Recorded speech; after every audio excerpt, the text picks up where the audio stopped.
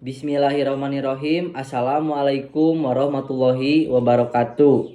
Pertama-tama marilah kita panjatkan puji dan syukur kehadirat Allah Subhanahu wa taala karena berkat rahmat dan limpahnya kita dapat diberikan senantiasa selalu kesehatan, keberkahan dan juga umur yang panjang. Tidak lupa sholawat serta salam kita curah limpahkan kepada junjungan besar kita, yaitu Nabi Muhammad SAW, kepada para sahabatnya, para keluarganya, serta kepada kita selaku umatnya. Pertama-tama izinkan saya untuk memperkenalkan diri terlebih dahulu. Perkenalkan, nama saya Krisna Bagus Prakoso dari program studi Pendidikan Bahasa dan Sastra Indonesia IKIP Siliwangi angkatan 2020. Nah, di sini izinkan saya untuk memaparkan, menjelaskan sedikit materi dan juga memberikan tips and tricks serta tutorial dan langkah-langkah bagaimana caranya menjadi seseorang yang good speech person, bagaimana caranya menjadi master of ceremony, dan bagaimana caranya menjadi moderator. Yang pertama-tama, apa itu good speech person? Bila diartikan dalam bahasa Indonesia, yang artinya yaitu orang yang pandai dalam berbicara. Hal ini pasti semua orang ingin memiliki hal tersebut. Karena apa? Akan bermanfaat untuk kehidupan kita yang akan datang berikutnya. Ketika kita akan melamar kerja, ketika kita akan melakukan sebuah pidato, berbicara di depan umum, melakukan sebuah rapat, dan lain sebagainya, itu harus diperlukan yang namanya public speaking. Public speaking yaitu bagaimana kita kelancaran berbahasa agar kita dapat berbicara, berbahasa dengan lantang, dengan percaya diri, sehingga tidak adanya kesalahan-kesalahan yang akan terjadi. Nah, bagaimana cara agar good speak person ini terrealisasikan dengan baik? Di sini saya berikan spesial untuk teman-teman langkah-langkahnya.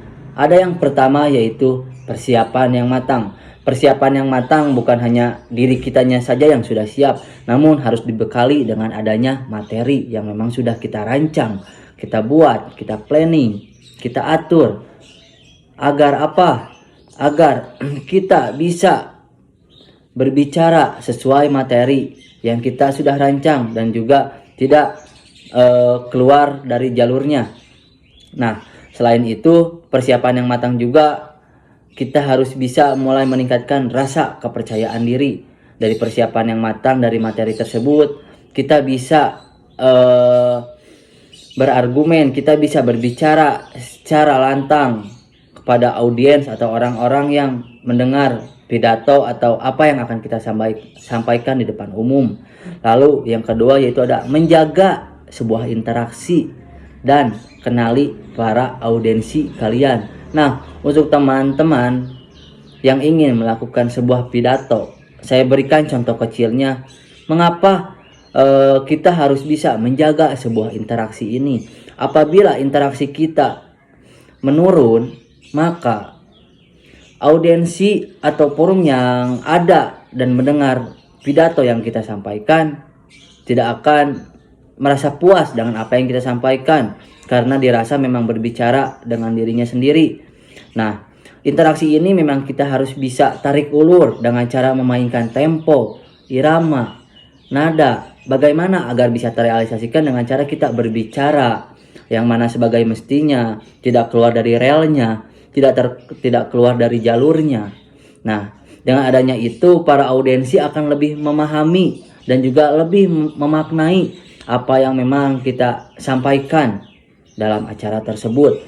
Nah, lalu yang terakhir dan yang paling penting menurut saya yaitu berbicara dengan tenang. Mengapa hal ini sangat penting menurut saya? Karena ketika kita sudah mempersiapkan segalanya, contoh persiapan yang sangat matang, kita sudah bisa menguasai menjaga interaksi, namun kita tidak berbicara dengan tenang, maka tetap saja suasana akan tetap tidak kondusif. Dengan bicara dengan tenang, kita akan meningkatkan kualitas kepercayaan diri kita, kualitas diri kita yang akhirnya membuat pidato atau materi atau apa yang kita sampaikan di depan umum atau halayak orang banyak akan terrealisasikan dengan baik, teman-teman. Nah, mungkin dari segitu dari penjelasan tentang good speech person. Lalu yang kedua ada master of ceremony. Pasti kalian juga sudah mengetahui apa itu master of ceremony. Master of ceremony atau disingkat dengan lebih kenalnya yaitu MC adalah seseorang yang bertugas untuk memandu sebuah acara dari awal sampai berakhirnya sebuah acara tersebut dengan baik. Kemampuan public speaking di sini sangat diperlukan dan juga dibutuhkan dan juga harus kita kuasai. Namun tidak hanya itu, MC pun atau Master of Ceremony pun harus berpenampilan menarik. Nah, dari hal-hal tersebut ada cakupan yang memang step by step yang memang harus dilakukan. Apa saja tips and tricks yang pada bawasannya akan memperkuat kita sebagai Master of Ceremony. Nah, teman-teman bisa pertama mulai mencoba untuk memiliki kemampuan komunikasi yang baik. Sejatinya pembawa acara ataupun Master of Ceremony ataupun MC itu penting untuk berkomunikasi mulai dari segi bahasa, kaidah kebahasaannya yang baik dan benar, cara memainkan intonasi, mimik wajah, gestur, nada, dan lain sebagainya itu memang harus diperhatikan. Bagaimana cara meningkatkan kemampuan komunikasi yang baik ini? Dengan cara kita mengamati suasana di sekitar kita, dengan cara kita mulai coba berinteraksi seperti berkomunikasi, berjabat tangan, menanyakan hal-hal yang memang pada bahwasannya tentang acara tersebut, yang dimana ini ada di poin kedua yang sangat bersinambungan, yaitu menciptakan suasana yang menarik. Setelah kita memiliki kemampuan komunikasi yang baik, di sini perlunya ada pondasi atau sistem pertahanan yang memang harus ditopang dengan cara menciptakan suasana yang menarik. Ketika kita sudah bisa berkomunikasi dengan baik, dengan menarik, kita juga bisa menciptakan suasana yang menarik yang akan menghidupkan suasana agar suasana tersebut berjalan dengan lancar sehingga orang-orang yang mendengarnya tidak akan cepat bosan dan merasa malas untuk melihat kita sebagai MC yang memandu acara tersebut. Lalu yang ketiga ada berpenampilan menarik. Kita tidak boleh asal memilih pakaian. Mengapa hal ini bisa terjadi? Karena tidak adanya sinkronisasi antara pakaian tersebut dengan acara tersebut. Contoh, ketika kita menjadi sebuah acara MC di pementasan drama, kita harus memiliki pakaian yang memang dirasa menarik. Karena apa? Soalnya menyangkut pautkan dengan drama tersebut. Kita tidak asal memakai setelan yang memang nanti tidak enak atau tidak nyaman untuk dilihat, teman-teman. Nah, di sini yang terakhir yaitu adanya moderator. Moderator ini adalah seseorang yang bertindak sebagai penengah dan sebagai fasilitator dan jembatan dalam mengendalikan suasana di dalam acara. Dengan adanya moderator, kita dapat mengkondisikan acara tersebut dengan baik. Tanpa adanya moderator, acara tersebut saya yakin tidak akan berjalan dengan baik, teman-teman. Nah, bagaimana cara menjadi moderator? Yang pertama, rasa percaya diri. Kita harus percaya diri dulu. Ketika kita sudah memiliki rasa percaya diri yang sangat tinggi, kita bisa mengendalikan suasana dalam acara tersebut. Bila kita tidak percaya diri, kita tidak berani untuk berbicara.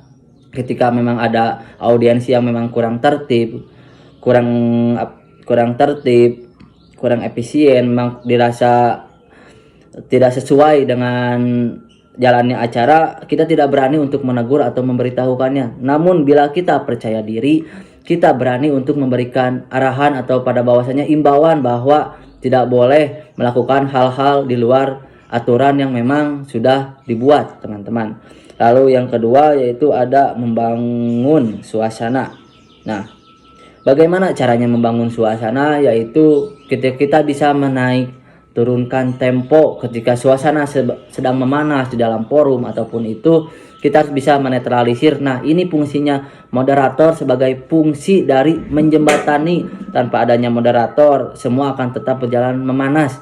Dengan adanya moderator, kita akan bisa menetralisir jalannya pertandingan dalam forum tersebut. Lalu yang terakhir ada memahami materi. Mengapa memahami materi ini sangat penting?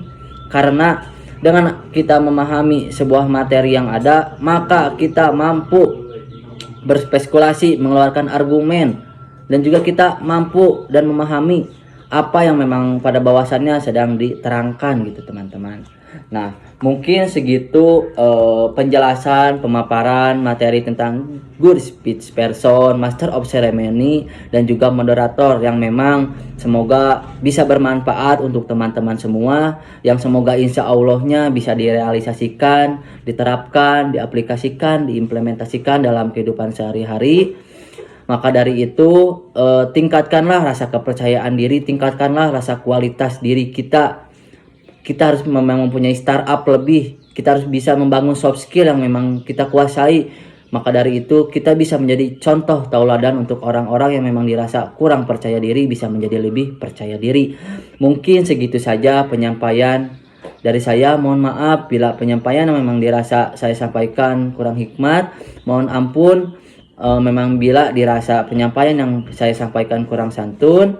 Wabillahi taufiq wal hidayah. Wassalamualaikum warahmatullahi wabarakatuh.